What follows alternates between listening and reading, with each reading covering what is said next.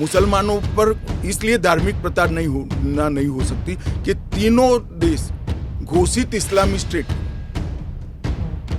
कौन करेगा धार्मिक प्रताड़ना? कौन करेगा इस्लाम के अनुयायियों के साथ? ये तीनों देश घोषित इस्लामिक स्टेट इनके नाम के अंदर है, इनके संविधान में है। ओवैसी साहब पे आ जाती हूँ, जो आपके हमेशा ही स्पीक्स अगेंस्ट यू, तो उनके बारे में वो खुलकर ही कह रहे हैं कि ये एंटी मुस्लिम है। क्या तर्क है आपका? एंटी मुस्लिम कैसे है? कि आप सिर्फ मुसलमानों को एक उसको आपने क्राइटेरिया बना दिया, ये मैं वो कह रहे हैं। क्राइटेरिया ये बना है कि जिस पर धार्मिक प्रताड़ना होती है इसको देंगे, और अगर वो मुसलमान और भारत के पुराने हिस्से से मुसलमानों पर इसलिए धार्मिक प्रताड़ना नहीं हो सकती कि तीनों देश घोषित इस्लामी स्टेट है। कौन करेगा धार्मिक प्रताड़ना? कौन करेगा इस्लाम के अनुयायियों के साथ? ये तीनों देश घोषित इस्लामिक स्टेट इनके नाम के अंदर है, इनके संविधान में है।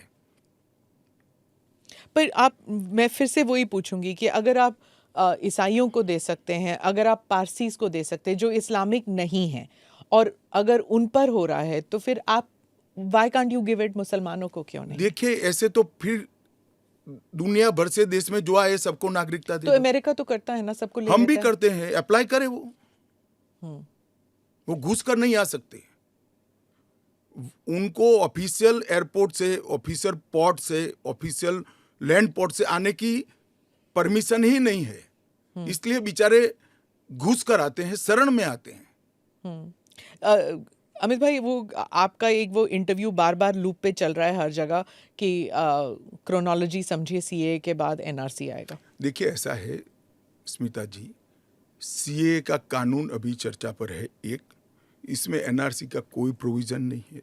दो, इसमें किसी की नागरिकता छीनने का कोई प्रोविजन नहीं है। तीन, अगर विपक्ष को ये चाहिए कि उनसे चर्चा हो, तो कोई भी कानून करने से पहले और बाद में संसद में चर्चा होती ही है। तो दोनों को मिक्सअप कर कर आप क्या लेना चाहते हो? अभी सिर्फ सीए चर्चा में है। जैसे सीए को इतना वक्त लगा, जिस तरह फार्म लॉज को रोल बैक किया गया क्योंकि सच अ लॉट ऑफ बैकलैश, तो क्या अगर इंटरनेशनल प्रेस में आने लगे और अगर यहाँ पर सड़कों पर लोग उतर आए, तो क्या ये भी वापस ले लिया जाएगा? देखिए, सीए का कानून कभी वापस नहीं जाएगा, और भारत की नागरिकता सुनिश्चित करना ये भारत का विषय है, भारत की संप्रभुता का निर्णय है। इसके साथ हम कोई कॉम्प्रोमाइज नहीं कर सकते। जब हम ट्राइबल एरियाज की बात करते हैं, अभी आपने कहा कि जो 6 शेड्यूल और जो काउंसिल्स, ट्राइबल काउंसिल्स का एरिया था, वहाँ पर ये ऑटोनोमस काउंसिल्स जहाँ पर हैं वहाँ पर नहीं होगा, लागू नहीं होगा।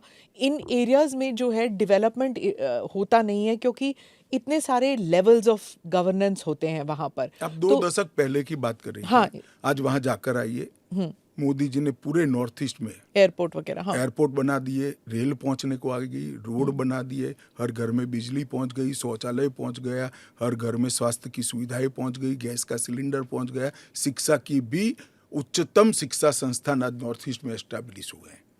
जो पोर्टल से जब इनको नागरिकता मिलेगी, इससे उनको क्या क्या सुविधाएं मिलेगी? क्या आम नागरिक की तरह, या फिर जैसे उनको ये दिखाना पड़ेगा कि हाँ सीएए के तहत हमको नागरिकता मिली है? क्या ये अलग आइडेंटिटी? ना ना ना ना ना, वो भारत के आम नागरिक की तरह ही भारत के नागरिकों की सूची में सम्मान के साथ समाहित हो जाएंगे, और उनको मेरे और आपके जितना ही अधिकार होगा। वो चुनाव भी लड़ सकते हैं, एमएलए भी बन सकते हैं, एमपी भी बन सकते हैं, मुख्यमंत्री या केंद्र सरकार के मंत्री भी बन सकते हैं। राहुल गांधी जो न्याय यात्रा में बार बार सीए भी उठा रहे हैं और बाकी विषयों पर भी सरकार पर आरोप लगाते हैं कि अपनी विफलताओं को छुपाने के लिए कभी सीए लागू कर रहे हैं। मेरा तो आपसे रिक्वेस्ट है जी, कांग्रेस में आपकी अच्छी खासी पहुंच है, इस विषय पर राहुल जी से एक बार चर्चा कर डिटेल पूछ लो जरा। वो चर्चा नहीं कर रहे हैं ना, वो मीडिया को वहां पर कह रहे हैं कि मीडिया जो है वो चर्चा नहीं करना चाहती क्योंकि वो हमारे हाथ बंधे हुए हैं, हमारा मुंह बंद है। नहीं, मगर इस कमरे में बैठकर आपको इंटरव्यू करे सीए पर और समझाए, जो वो बोल रहे हैं वो इतना समझा दे जनता को। राजनीति के अंदर आपके निर्णय को जस्टिफाई करने की जिम्मेदारी आपकी होती है। जैसे मेरी सरकार का फैसला ऐसी है, इसके बारे में मेरी पार्टी के तर्क, मेरी गवर्नमेंट के तर्क और क्यों ये देश के हित में है मुझे समझाना पड़ता है। जरा राहुल गांधी जी आपके इसी कमरे में आकर देश को समझा दे कि क्यों विरोध में है। आप कहते हैं कि ये राजनीतिक नहीं है, लेकिन आपके जो राजनीतिक स्पीचेस हैं, तेलंगाना में आपने कहा, जब आप अपने वायदे गिनते हैं कि ये वायदे हमने पूरे किए, तो सीए भी उसमें है। तो इसमें राजनीतिक कहाँ से हो गया? तो फिर आपके तो वायदे हमारा एक वादा था कि देश के अर्थतंत्र को सुधारेंगे, तो क्या अर्थतंत्र मत सुधारो, पॉलिटिक्स कर रहे हो। फिर राजनीतिक कहाँ से हो गया? हम मानते हैं सीए देश के हित में है, इनका अधिकार है, इसलिए हमने दिया है। पॉलिटिक्स कहाँ से? वो भी कहना देना चाहिए। अगर राजनीतिक फायदा है तो उनको कौन रोक रहा है? पर सीए पे तो बहस हुआ नहीं ना, वो बात पास हो गया, उसके बाद पास कैसे हो गया? पार्लियामेंट में पूरी बहस करी है हमने। तो अगर 400 सीट आते तो क्या वो फुल लाइसेंस हो जाता है कि आपके हिसाब से कि जनता ने कहा कि हमने आपको 400 सीट दी है, अब आप जो भी देश हित में समझे वो करते जाइए। ऐसे लाइसेंस जिन्होंने उपयोग करे, हमने तो कभी नहीं करे। हमने तो जनता ने जब जब आशीर्वाद दिया बड़ी जिम्मेदारी के साथ देश चलाया, चाहे अटल जी हो चाहे नरेंद्र भाई। इंदिरा गांधी ने एक बार लाइसेंस का दुरुपयोग किया था और फिर स्वयं चुनाव हार गई थी। तो इसका भी मैकेनिज्म पड़ा है ना। जो लाइसेंस का दुरुपयोग करेगा उसका भी मैकेनिज्म है। हमारे 5 साल के बाद पब्लिक के सामने जाना है, यहां समाप्त नहीं हो जाता है। ये आप कह रहे हैं, लेकिन जैसे फॉरेन मीडिया को अगर आप देखें, वो कह रहे हैं कि एक के बाद एक जो आपने किया है, चाहे ट्रिपल तलाक हो, 370 हो, सीएए हो। एक सेकंड, फॉरेन मीडिया को पूछे उनके देश में ट्रिपल तलाक है क्या? नहीं है। उनके देश में मुस्लिम पर्सनल लॉ है क्या? उनके देश में एक भी स्टेट में 370 जैसा प्रोविजन है क्या? पर हमारे में हिंदू लॉ भी तो है, सक्सेशन लॉ है। इसका नाम हिंदू लॉ है, वो देश का नागरिक कानून ही है।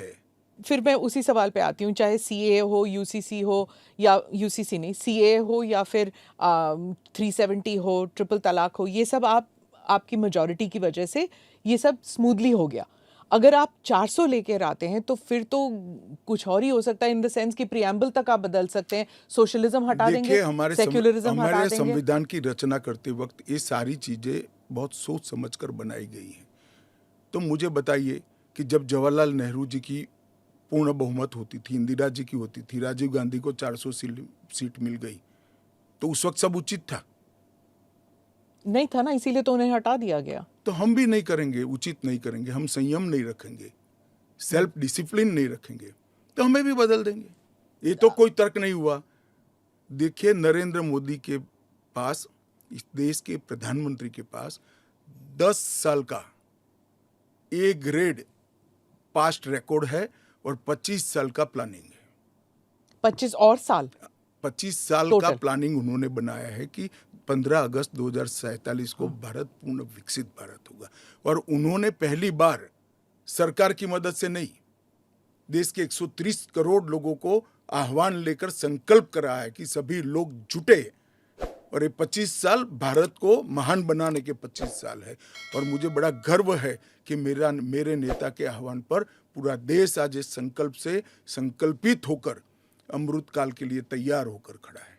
इसके साथ साथ इस देश में गुड गवर्नेंस, इस देश के अर्थतंत्र को दुनिया के प्रमुख अर्थतंत्रों में शुमार करना, दुनिया भर के टेक्नोलॉजी और R&D के लिए एक प्लेटफॉर्म बनाना, भारत को मैन्युफैक्चरिंग का हब बनाना, भारत को हर क्षेत्र में आत्मनिर्भर बनाना, इस देश की शिक्षा व्यवस्था को दुनिया के साथ और दुनिया से आगे ले जाने का प्रयास करना, ये सारी चीजें हमने करी है और ये भी हमारा एजेंडा है।